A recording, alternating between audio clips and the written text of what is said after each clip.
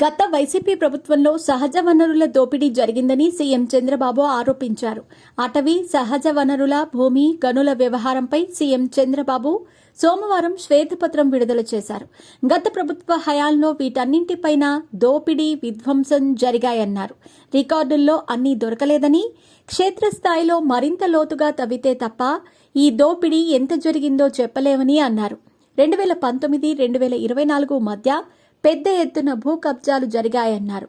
విశాఖ, ఒంగోలు, తిరుపతి, చిత్తూరుల్లో జరిగిన భూ దోపిడీలు ఒక ఉదాహరణ మాత్రమే అని, ఇళ్ల పట్టాల పేరిట భారీ స్థాయిలో దోపిడీ చేశారని ఆరోపించారు.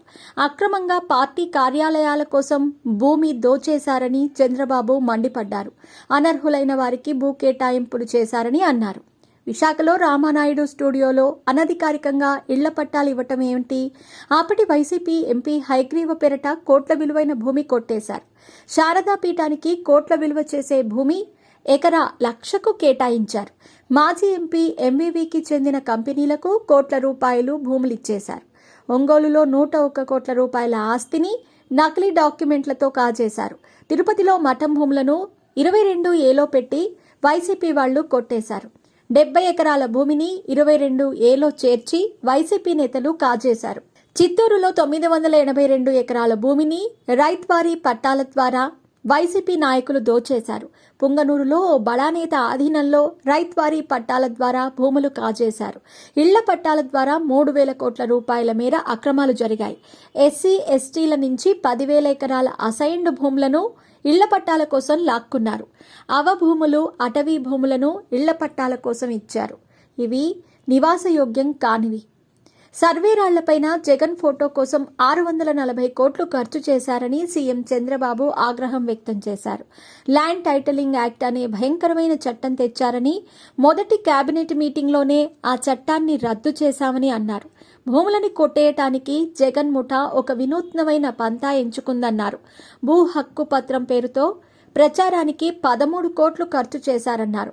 ల్యాండ్ టైటిలింగ్ చట్టం మేరకు ప్రైవేట్ వ్యక్తులను నియమించుకోవచ్చని, ఎంతో అహంభావంతో ఈ చట్టం తెచ్చారన్నారు. భవిష్యత్తులో భూ కబ్జా చేయాలంటే భయపడేలా చేస్తామని హామీ ఇచ్చారు.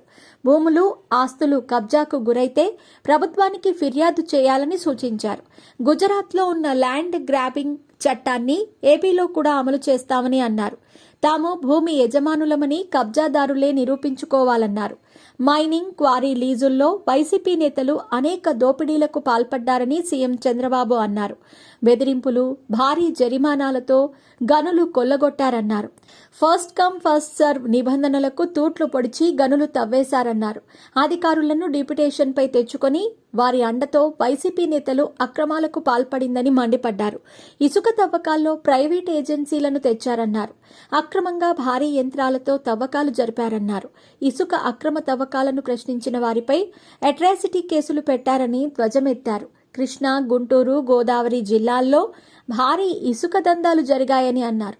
వైసీపీ నేతలకు కప్పం కట్టలేక అనేక మంది ఆత్మహత్యలు చేసుకున్నారన్నారు. ఇసుక స్కామ్లో 9,750 కోట్లు కాజేశారని సీఎం చంద్రబాబు తెలిపారు.